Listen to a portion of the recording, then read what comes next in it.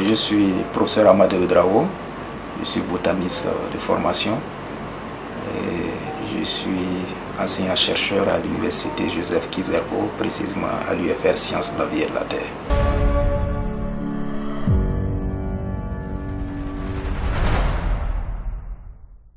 L'agriculture durable, il faut entendre par cela une pratique agricole qui ne cause pas de dommages aux ressources naturelles, qui concilie l'exploitation agricole avec la préservation des ressources naturelles, parce qu'il faut comprendre que l'exploitation agricole utilise des services de l'écosystème.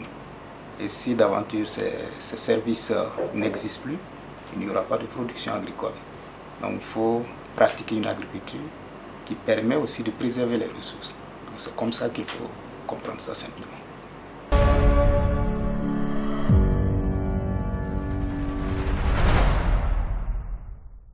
Si, oui, et ça dépend de quel côté on se met. Voilà. Si vous prenez l'agriculture telle qu'elle est pratiquée de façon traditionnelle, elle ne cause pas trop de dommages à la nature, à l'environnement.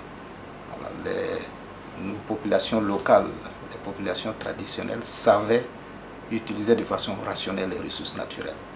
Qui fait que l'exploitation agricole traditionnelle pure permet de préserver les ressources naturelles. Quand vous prenez ce qu'on appelle par exemple la mise en jachère, qui est une pratique que les populations traditionnelles pratiquaient quand il n'y avait pas beaucoup de pression démographique, qui consiste à cultiver un certain nombre d'années sur un espace donné et la mettre en repos et puis attendre encore quelques années pendant que le repos permet de reconstituer les ressources.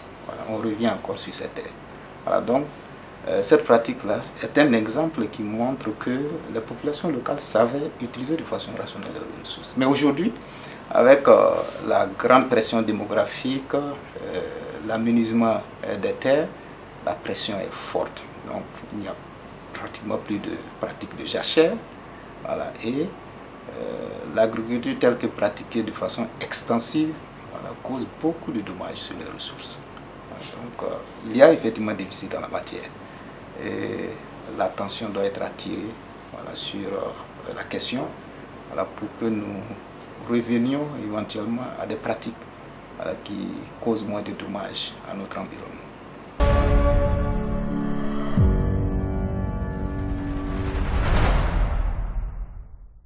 Ouais, vous dites vrai, est-ce qu'on peut vraiment développer un pays avec l'agriculture pratiquée de façon traditionnelle avec les moyens rudimentaires? Je dirais non, ce n'est pas possible. Il faut aller à une autre étape où on va utiliser des moyens de production qui sont plus modernes, qui sont plus adaptés à notre environnement, mais utiliser des moyens qui sont adaptés, qui sont modernes, n'est pas forcément synonyme de destruction, d'exploitation anarchique des ressources naturelles. On peut bien le faire en faisant une exploitation qui soit rationnelle des ressources naturelles. Vous avez parlé tantôt de l'agro-business dont on a fait la promotion, mais véritablement, ceux qui se sont lancés dans ce soi-disant agro-business ne sont pas réellement des agro-businessmen. C'est des gens qui ne connaissent rien à la pratique agricole. On va acheter de larges superficies de terre, on rase toute la végétation sur des centaines d'hectares et c'est peut-être moins d'une dizaine d'hectares qu'on exploite. Et quelle exploitation on fait?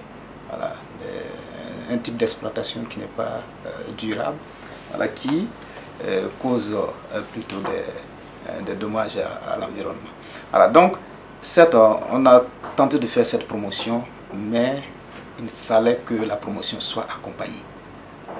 En accompagnant ceux qui voulaient véritablement se lancer dans cette pratique d'agro-business pour leur permettre d'exploiter, certes, mais de le faire de façon durable. Parce que ça pouvait être plutôt une exploitation qui se fait de façon intensive plutôt qu'extensive. On n'a pas besoin de prendre des centaines d'hectares pour une exploitation. On peut utiliser juste une dizaine d'hectares et puis rentabiliser ça de façon substantielle. Donc véritablement cette politique plutôt de la promotion de l'agro-business n'a pas eu d'accompagnement, voilà, qui fait que ça a eu plutôt des effets pervers.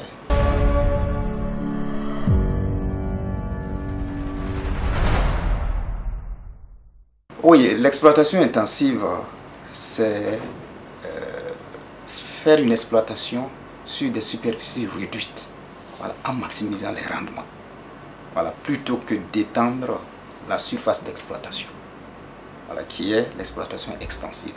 Je prends aujourd'hui au Burkina, quand vous regardez, c'est plutôt de la pratique agro-pastorale extensive, voilà, que nous faisons.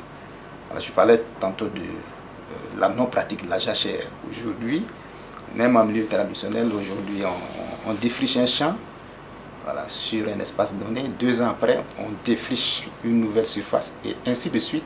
Voilà. C'est-à-dire la surface défrichée s'étend à longueur d'année. Alors que dans une pratique intensive, voilà, on peut faire l'exploitation sur une surface relativement réduite pendant plusieurs années. Voilà. Certes, ça demande l'utilisation d'intrants, mais cela aussi peut se faire de façon bien accompagnée pour que l'utilisation d'intrants soit rationnelle, de sorte à maximiser la production agricole, mais à préserver aussi les ressources, notamment les ressources en sol, voilà, qui constituent le support de la production agricole.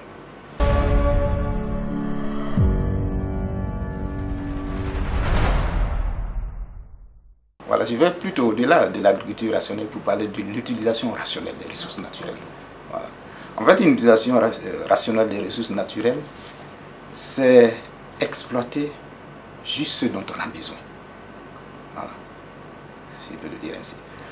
Aujourd'hui, c'est vrai, la promotion de l'agro-business, ce n'est pas une production pour la subsistance, c'est plutôt une production commerciale. Voilà, qui fait que, bon, on maximise sur la production. Et si la pratique n'est pas faite de façon accompagnée, de façon durable, voilà, ça a un impact sur les ressources. Alors, donc rationnel, c'est justement l'exploitation qui concilie la préservation des ressources. Voilà. Ne pas utiliser par exemple les intrants, quand je parle d'intrants, c'est notamment les herbicides, les pesticides inappropriés. Voilà. Ne pas utiliser des engrais inappropriés, voilà, pour une culture donnée. Voilà. Donc la rationalité, c'est dans ce sens-là. Voilà. Ça veut dire l'exploitation qui se fait, mais en ayant le souci de préserver le support de l'exploitation. Je parlais tantôt du support de l'exploitation agricole, c'est le sol. Voilà. Si le sol c'est une entité vivante. Voilà. Si on utilise le sol de façon anarchique, de façon dégradante, et que le sol perd sa vie, ça devient un sol improductible. Voilà. Et ces sols existent. Voilà. Si vous allez dans certaines régions du Burkina, vous avez ce qu'on appelle les IPL, qui sont des sols nus à perte de vue, qui sont des sols improductifs. Pourtant, c'était des sols qui étaient utilisés pour la production. Voilà. Il y a eu des années de cela. Voilà. Mais maintenant, suite à la mauvaise exploitation, mais aussi en plus de la mauvaise exploitation de l'homme, il y a la péjoration climatique. C'est vrai que l'action de l'homme exacerbe l'action du climat. Voilà. Donc tout ça combiné fait que le sol peut se trouver dans une situation où c'est un sol mort, on peut l'appeler ainsi, qui ne produit plus. Voilà. Donc la rationalité va dans ce sens-là.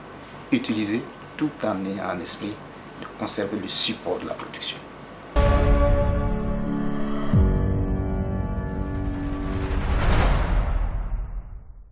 Non, non, je ne suis pas contre l'agro-business, non, pas du tout.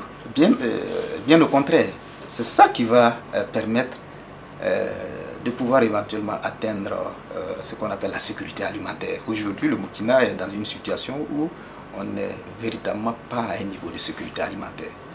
La production agricole faite traditionnellement, vous l'avez dit, 80% de la population est impliquée dans la production agricole, mais pour autant, on n'arrive pas à satisfaire les besoins en denrées alimentaires. Donc, ça veut dire que notre système de production doit être amélioré.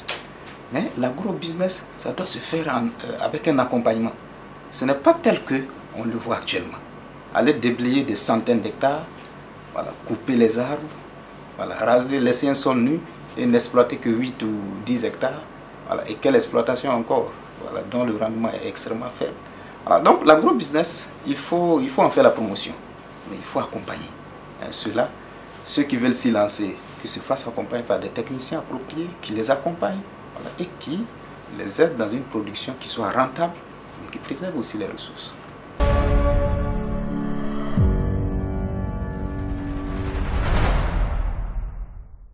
Oui, bon, il y a des exemples de pratiques. Je crois que ce n'est pas des exemples de production à grande échelle, mais c'est des démonstrations.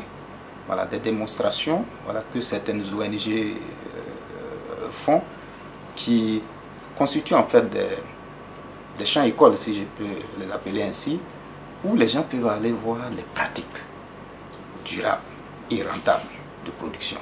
Je vais prendre pour exemple le bocage sahélien, voilà, qui est développé, je crois, en collaboration avec l'ONG Terre des Hommes, voilà, à Dié, je crois bien, si ma mémoire est bonne, voilà, qui montre comment est-ce qu'on peut exploiter les terres sahéliennes, voilà, pour les rendre très productifs, voilà, tout en préservant le peu d'arbres, voilà, qu'on a sur ces sols. Il ne faut pas forcément viser les grands rendements, voilà, il faut avoir des rendements, j'allais dire, acceptables, qui permettent de préserver les ressources, et on s'assure qu'on peut exploiter ça de façon durable, plutôt que d'avoir, j'allais dire, un gros rendement, voilà, sur 1 ou 2 années, et après la terre devient productive. Ça ne sert pas. Voilà, il faut le faire dans la durabilité, dans la durée.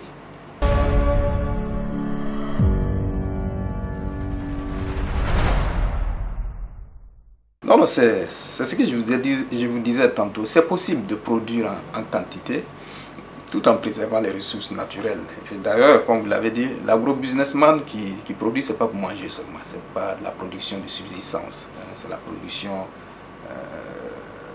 pour la commercialisation, voilà, pour se faire de l'argent. Voilà, donc évidemment, il faut produire en grande quantité. Produire en grande quantité a des exigences, voilà, mais ces exigences-là ne doivent pas compromettre les ressources. C'est encore une fois de plus, je le répète, voilà, si le support de la production n'existe plus, vous n'allez pas produire. Alors, donc on peut bien concilier. Concilier, c'est aller dans quel sens? C'est d'utiliser d'abord les intrants appropriés. Voilà. Et parmi ces intrants-là, il y a d'abord la base de la production, en dehors bien sûr du sol, qui est la semence. Voilà. Aujourd'hui, nous avons un certain nombre de services, d'institutions de recherche sur les semences qui produisent, qui proposent des semences appropriées. Les semences appropriées, c'est des semences à haut rendement, mais des semences aussi qui sont adaptées à l'environnement, voilà, qui ont des cycles courts, qui sont résistants à la sécheresse, qui est notre environnement. Voilà. Donc, il faut d'abord choisir les semences appropriées. Ça, c'est une chose. Deuxièmement, il faut utiliser les pratiques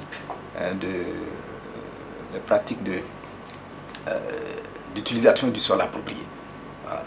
Les pratiques d'utilisation du sol approprié, ça, je disais tantôt, il y a de bons exemples, des démonstrations qui montrent comment il faut le faire. Donc, on peut bien produire pour atteindre ces objectifs de grosse production pour le business, voilà, tout en conciliant. Et ça, c'est de façon intensive. Voilà. Ce qu'il faut véritablement éviter, c'est la production de façon extensive. Voilà. Si on arrive à maîtriser une production, un système de production intensif, on préserve beaucoup de terres.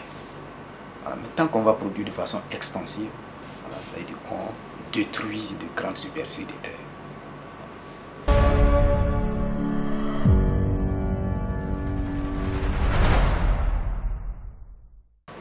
Oui, bon, ça veut dire peut-être toujours dans la politique de la promotion de l'agro-business, c'est entrevoir des actions de sensibilisation qui puissent être portées par le ministère de l'Agriculture, le ministère en charge de l'Environnement, voilà, développer, voilà, des éléments médias qui seront adressés à ceux-là.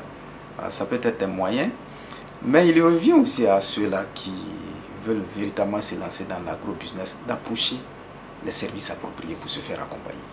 Voilà, si tel est vraiment qu'on veut produire, voilà, pour se faire accompagner, et les services compétents sont là, voilà, qui peuvent bien accompagner. Et il y en a, on a des exemples de personnes qui se sont fait accompagner, voilà, et qui produisent et qui sont satisfaits, voilà, qui préservent leur terre. Sur l'agro-businessman, il doit se mettre en tête que la terre qu'il a acquis là, c'est son patrimoine, c'est la base de la production, en fait, c'est une ressource, voilà, qu'il doit préserver, conserver de façon jalouse. Et c'est comme un investissement. Voilà. S'il gère mal la terre, voilà, bon, il va se retrouver avec des centaines d'hectares, mais qui sont improductifs. Voilà. Donc c'est se faire accompagner, c'est-à-dire les propriétaires se font accompagner, mais aussi les départements ministériels en charge de la gestion des ressources naturelles, de la production agricole, voilà, peuvent aussi prendre les initiatives de développer des actions de sensibilisation qui pourraient être adressées à ces agro-businessmen ou amateurs.